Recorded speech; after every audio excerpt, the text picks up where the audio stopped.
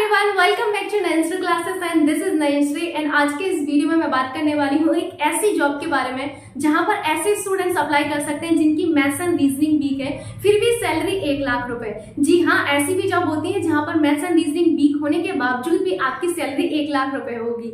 आज मैं इस वीडियो में बात करने वाली हूँ नाबार्ड ग्रेड ए रिक्रूटमेंट के बारे में। आइए हम जानते हैं नाबार्ड ग्रेड ए रिक्रूटमेंट। यहाँ पर आज इस वीडियो में मैं आपको कंप्लीट इन्फॉर्मेशन देने वाली हूँ। अगर आपको वीडियो अच्छा लगता है देन डेफिनेटली आप इस वीडियो को लाइक कर सकते हैं। आइए हम जानते हैं नाबार्ड ग्रेड ए रिक्रूटमेंट के बारे में। सबसे पहले अगर मैं बात करूं, इसके लिए जो नोटिफिकेशन आपका रिलीज किया गया था, ये आपका 2 सितंबर को रिलीज किया गया था। मैं थोड़ा सा लेट हूं क्योंकि मुझे थोड़ा सा इसके बारे में इन्फॉर्मेशन जुटाने में टाइम लगा है। यहाँ पर आप देख सकते हैं कि 2 सितंबर को नोटिफिकेशन आपका आउट हुआ था। एप्लीकेशन जो आपका स्टार्ट हुआ था ये आपका 2 सितंबर को शुरू हो गया था। 2 सितंबर से आप इस फॉर्म को अप्लाई कर सकते थे। इसके बाद में एप्लीकेशन एंड की बात करूं तो 23 सितंबर को जो है आपका एप्लीकेशन जो है एंड हो जाएगा। फेज 1 जो एग्जाम है ये आपका 16 अक्टूबर को होगा, लेकिन ये आपकी टेंटेटिव डेट है। इस चीज को भी आपको याद रखना है कि ये आपका टेंटेटिव डेट है। 16 अक्टूबर मेंशन किया गया है नोटिफिकेशन में कि ये टेंटेटिव डेट है। जो आपका सेकंड फेज का एग्जाम होगा उसके लिए डेट आपके नवंबर 2023 दिया गया है। इसके बाद हम बात करते हैं फी स्ट्रक्चर की। अगर मैं फी स्ट्रक्चर की बात करूं तो जनरल और ईडब्ल्यूएस के लिए जो फी है वो आपकी 800 है, ओबीसी के लिए 800 है, एससी के लिए 150 है, एसटी के लिए 150 है एंड पीडब्ल्यूडी के लिए 150 है। सो ये आपका कुछ इस तरीके से फी स्ट्रक्चर है। अगर मैं एज की बात करूं तो एज में आप देखिए यहाँ पर मिनिमम एज आपकी 21 ईयर्स होनी ही चाहिए। मैक्सिमम एज आपकी 30 ईयर्स है। इस चीज को आपको याद रखना है। मैक्सिमम एज यहाँ पर 30 ईयर्स है, ना कि 32। ठीक है। इसके बाद यहाँ पर एज रिलैक्सेशन भी आपका दिया गया है। एज रिलैक्सेशन की अगर मैं बात करूं कि अगर आप एससी एंड एसटी कैटेगरी से देन आपको 5 ईयर का एज रिलैक्सेशन दिया गया है।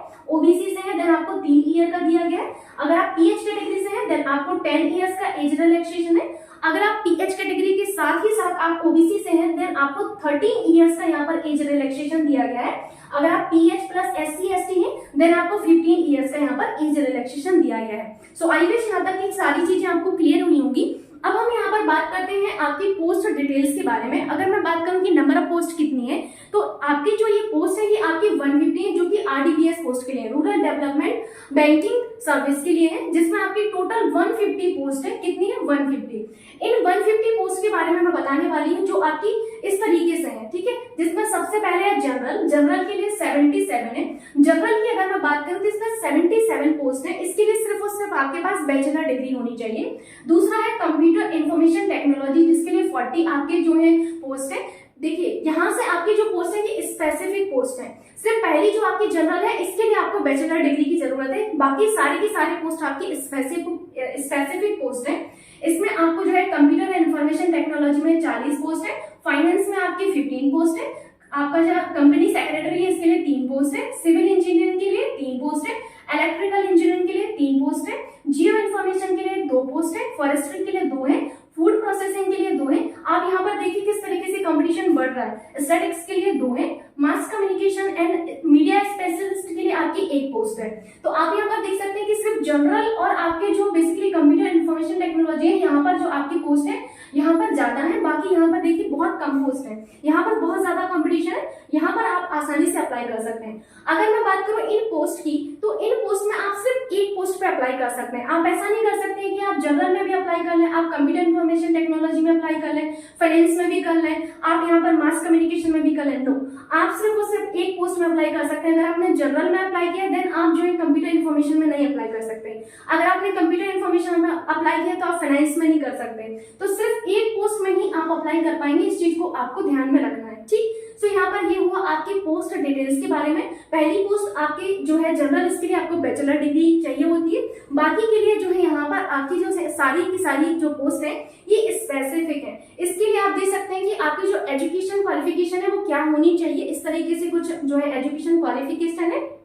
इसके बाद हम बात करते हैं एजुकेशन क्वालिफिकेशन में और क्या चाहिए। अगर मैं बात करूं एजुकेशन क्वालिफिकेशन में आपको और क्या चाहिए तो आप फाइनल ईयर के स्टूडेंट नहीं होने चाहिए। सबसे जरूरी बात यह है कि आप फाइनल ईयर के नहीं होने चाहिए। आपकी डिग्री आ जानी चाहिए। आपकी डिग्री 1 सितंबर तक आ जानी चाहिए। अगर आपकी डिग्री 1 सितंबर तक आ जाती है, चाहे वो आपका ग्रेजुएशन है या फिर पोस्ट ग्रेजुएशन हो, तो आपका जो डिग्री है वो 1 सितंबर तक आ गया देन डेफिनेटली आप अप्लाई कर सकते हैं। अगर आप फाइनल ईयर में हैं देन आप यहाँ पर अप्लाई नहीं कर पाएंगे।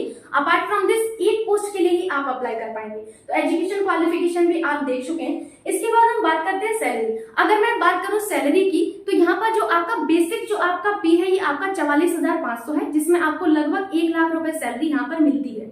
ठीक है, तो आप सैलरी को तो देख ही सकते हैं और सैलरी को देख के बड़ी खुशी भी हो रही होगी। अब हम यहाँ पर बात करते हैं एग्जाम पैटर्न की। एग्जाम पैटर्न में आप देखिएगा कि एग्जाम पैटर्न में आपका सबसे पहले प्रीलिम्स एग्जाम होगा। इस तरीके से आपका एग्जाम है, 3 फेज में आपका एग्जाम होगा। ठीक है, जो 3 फेज है इसमें सबसे पहले प्रीलिम्स होगा, देन आपका मेंस एग्जाम होगा, उसके बाद आपका यहाँ पर इंटरव्यू होता है। ठीक है, क्या होता है? इंटरव्यू होता है। अगर मैं प्रीलिम्स की बात करूं तो प्रीलिम्स में आप देखिए आपको कौन कौन से सब्जेक्ट्स यहाँ पर पूछे जाएंगे। आप जरा एक बार देखिए, मुझे थोड़ा सा समय दीजिए, मैं आपको एक एक करके इसको समझाती हूँ। यहाँ पर देखिए यही समझना मेन है कि आपका जो सब्जेक्ट है वो किस तरीके से है। और जो मैं आपको बोल रही थी कि यहाँ पर रीजनिंग का एंड मैथ्स का स्कोप नहीं है, अगर आपकी मैथ्स एंड रीजनिंग कमजोर है तो आपको यहाँ पर जरूर से अप्लाई करना है। और ऐसी जॉब जिसके लिए सैलरी 1 लाख रुपए है और मैथ्स एंड रीजनिंग कमजोर है, फिर भी आप यहाँ पर बहुत अच्छा कर सकते हैं। तो मैं ऐसा क्यों कह रही थी, क्योंकि यहाँ पर आप देखिए जो आपका जो सब्जेक्ट है पहला वो है टेस्ट ऑफ रीजनिंग। ठीक है, ये प्रीलिम्स में सबसे पहले आपको जो पूछा जाएगा वो टेस्ट ऑफ रीजनिंग होगा, इंग्लिश लैंग्वेज होगा, कंप्यूटर नॉलेज होगा, क्वांटिटेटिव एप्टीट्यूड होगा, डिसीजन मेकिंग होगा, जनरल अवेयरनेस होगा, इको एंड सोशल इश्यूज होंगे, agriculture and rural development with emphasis on rural India, ये आपको यहाँ पर पूछे जाएंगे। अब यहाँ पर ध्यान से देखिए जो आपकी क्वालिफाइंग सेक्शन है वो क्या है। क्वालिफाइंग सेक्शन का मतलब ये है कि यहाँ पर आपको मार्क्स लाने की जरूरत नहीं है, ज्यादा मार्क्स नहीं लाने, बस क्वालिफाई करना है। अब क्वालिफाई करने के लिए मैम आप कैसी बातें कर रही हैं, यहाँ पर हमें जैसे अगर आपका टेस्ट ऑफ रीजनिंग 20 मार्क्स का है और 20 क्वेश्चन इसमें पूछे जाएंगे, तो यहाँ पर आपको कितने मार्क्स लाने होंगे? 10 marks? No, you are wrong. यहाँ पर आपको मैक्सिमम 4 मार्क्स लाने हैं। जी हाँ, यहाँ पर आपको मात्र 4 से 5 अंक लाने हैं। क्या आप रीजनिंग में 20 मार्क्स में से 4 से 5 अंक नहीं ला पाएंगे? आप जरूर से ला सकते हैं। 4 से 5 अंक तो मैंने मैक्सिमम बोल दिए। ये आपको यहाँ पर ध्यान यही रखना है कि रीजनिंग अगर आपकी कमजोर है तो आपको यहाँ पर ज्यादा प्रेशर नहीं लेना है, सिर्फ 4 से 5 मार्क्स ही लाने हैं आपको रीजनिंग में। क्योंकि टेस्ट ऑफ रीजनिंग, ध्यान से देखिए, test of reasoning, English language, computer knowledge और जो क्वांटिटेटिव एप्टीट्यूड वाला जो पोर्शन है और साथ ही साथ डिसीजन मेकिंग, ये सब के सब क्वालिफाइंग सेक्शन है आपके। ठीक है, जो मेरिट वाले सेक्शन है वो कौन से? मेरिट वाले सेक्शन है आपका general awareness, even social issues and आपका जो बेसिकली जो agriculture and rural development with emphasis on the rural India, ये आपकी मेरिट वाले जो सेक्शन है वो है। ठीक है, तो यहाँ पर आपने देखा कि जो सब्जेक्ट्स है वो किस तरीके से डिवाइड है। एक तो वो सब्जेक्ट है जो सिर्फ और सिर्फ क्वालिफाइंग सेक्शन के, दूसरे हैं जो आपको मेरिट दिलाएंगे। क्वालिफाइंग सेक्शन में आपको ज्यादा स्ट्रेस नहीं लेना है, बस आपको यहाँ पर जो क्वालिफाइंग मार्क्स है उनको ही लाना होगा। बाकी जो आपके जहाँ पर आपको स्कोर करना होगा वो है आपके मेरिट वाले सेक्शंस, जो आपको यहाँ पर नौकरी दिलाएंगे वास्तविकता में। ठीक है, इस चीज को याद रखिएगा। इसके बाद अगर मैं बात करूं टेस्ट ऑफ रीजनिंग, इसमें देखिए आपको 20 मार्क्स का क्वेश्चन आएगा, 20 क्वेश्चन होंगे। इंग्लिश लैंग्वेज आपकी 30 मार्क्स की होगी, 30 क्वेश्चन होंगे। कंप्यूटर आपकी 20 मार्क्स की आएगी, 20 क्वेश्चन होंगे। क्वांटिटेटिव एप्टीट्यूड जो है 20 मार्क्स का आएगा, इसमें 20 क्वेश्चन होंगे। इसके बाद हम बात करते हैं डिसीजन मेकिंग की, 10 मार्क्स का होगा, 10 क्वेश्चन होंगे। जनरल अवेयरनेस अगेन 20 मार्क्स का एंड 20 क्वेश्चन होंगे। इको एंड आपका सोशल इश्यूज जो है जो आपके 40 मार्क्स के होंगे और 40 क्वेश्चन होंगे। And agriculture and rural development with emphasis on rural India, ये 40 मार्क्स का होगा एंड 40 क्वेश्चन होंगे। टोटल 200 मार्क्स का आपका प्रीलिम्स का जो है एग्जाम होगा। और ये जो आपका प्रीलिम्स का एग्जाम है ये 200 मार्क्स का होगा। साथ ही साथ इसमें याद रखिएगा आपको 120 मिनट्स दिए जाएंगे, यानी कि 2 आवर्स का ये आपका एग्जाम होगा। ठीक है, कितने का? 2 आवर्स का आपका एग्जाम होगा। ठीक, इसके बाद अगर मैं बात करूं आपका जो मेंस एग्जाम है इसकी, तो मेंस एग्जाम के लिए आप देखिएगा यहाँ पर मेंस एग्जाम में आपका जो एग्जाम है इसमें देखिए आपको जो बेसिकली जो सब्जेक्ट दिए गए हैं वो कौन कौन से हैं। तो इसमें आप देखिए आपको जनरल इंग्लिश दिया गया है जो कि आपका डिस्क्रिप्टिव टाइप का है। इसमें 3 क्वेश्चन है और 100 मार्क्स का है, 90 मिनट आपको मिलते हैं। और जो डिस्क्रिप्टिव आंसर है वो आपको कीबोर्ड से टाइप करने होंगे, लिखने नहीं, यहाँ पर कीबोर्ड से आपको टाइप करने हैं। ठीक है, इसके बाद पेपर 2 में आपसे जो है इकोनॉमिक्स एंड सोशल इश्यूज आपके पूछे जाएंगे। एग्रीकल्चर एंड रूरल डेवलपमेंट आपसे पूछा जाएगा जो कि आपके 30 क्वेश्चंस होंगे और इसमें कितने मार्क्स का होगा? 50 मार्क्स का होगा। ठीक है, 30 मिनट्स आपको दिए जाएंगे। इस चीज को भी आपको माइंड में रखना है। ऑब्जेक्टिव होगा, डिस्क्रिप्टिव टाइप में आपको 6 क्वेश्चंस होंगे, 50 मार्क्स का होगा बेसिकली, और ड्यूरेशन 90 मिनट का होगा। अब यहाँ पर देखिए ये जो मैं आपको बता रही हूँ पेपर 1 एंड पेपर 2, ये आपके जनरल पोस्ट के लिए है। तो जनरल पोस्ट के लिए आपको जो है बेसिकली पेपर 1 एंड पेपर 2 होगा। ठीक, तो पेपर 1 में क्या पूछा जाएगा आपसे, जनरल इंग्लिश पूछी जाएगी। पेपर 2 में आपसे क्या पूछा जाएगा, economics and social issues and agriculture and rural development आपसे पूछा जाएगा, ठीक है। इसमें आपका ऑब्जेक्टिव एंड डिस्क्रिप्टिव दोनों तरीके का आपका ये पेपर होता है, पेपर 2। ऑब्जेक्टिव में आपसे 30 क्वेश्चन पूछे जाएंगे, 50 मार्क्स के होंगे और 30 मिनट्स आपको दिए जाएंगे।